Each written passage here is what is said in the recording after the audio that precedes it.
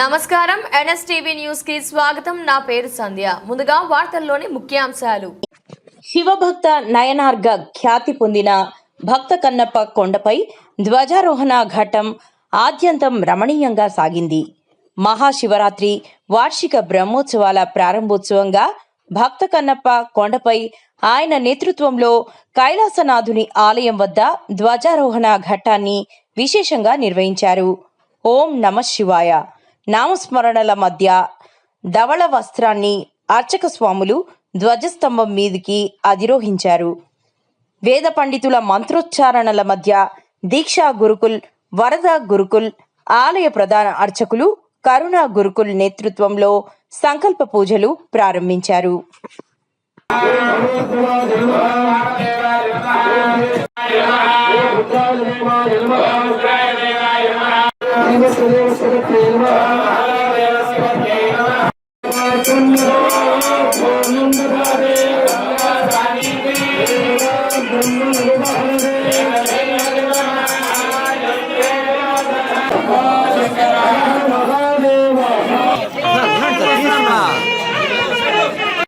ఓం నమః శివాయ, ఓం నమః శివాయ, ఓం నమః శివాయ, ఓం నమః శివాయ, ఓం నమః శివాయ.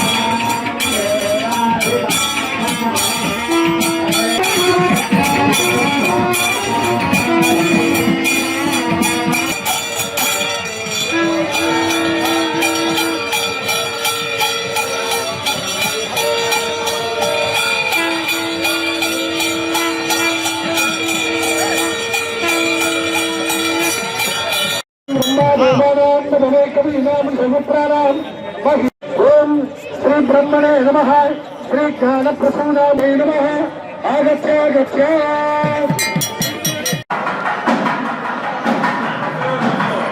సార్ బాబు ఇచ్చు సార్ దాంట్లో అన్నీ అప్లై చేస్తారు.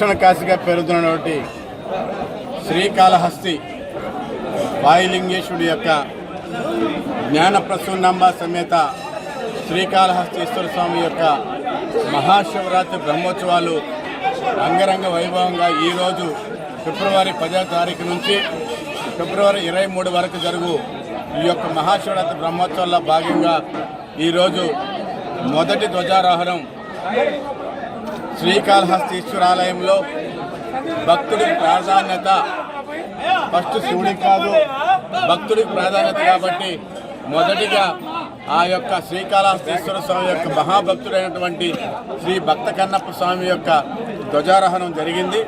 చాలా గొప్పగా అంగరంగ వైభవంగా ఈ యొక్క ధ్వజారోహణం జరిగింది. అదేవిధంగా ఈ యొక్క బ్రహ్మోత్సవాలు పెద్ద ఎత్తున ఎప్పుడు కనీవిని రీతిలో ఈ రోజు నుంచి ప్రారంభమవుతున్నాయి. స్థానిక శాసనసభ్యులు బొజ్జల సుధీర్ రెడ్డి గారు, అదేవిధంగా ఆలయ అధికారి బాపిరెడ్డి గారు, ఆలయ చైర్మన్ అయినటువంటి కొట్టే సాయి, వారి యొక్క ట్రస్ట్ బోర్డు సభ్యులు అందరూ కూడా పూర్తి పర్యవేక్షణలో ఈ యొక్క మహాశివరాత్రి బ్రహ్మోత్సవాలు జరుగుతున్నాయి.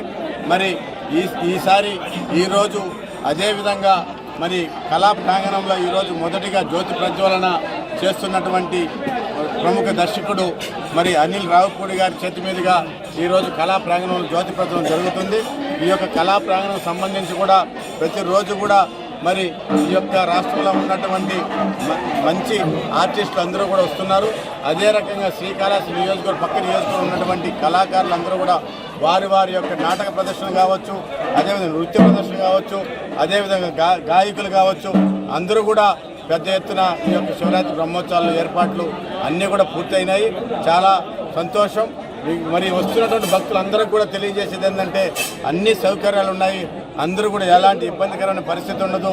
మహాశివరాత్రి రోజు కూడా మరి పెద్ద ఎత్తున వచ్చి ఈ యొక్క స్వామివారి దర్శనాలు చేసుకోవాల్సిందిగా కోరుకుంటాం. ఓం నమః శివాయ.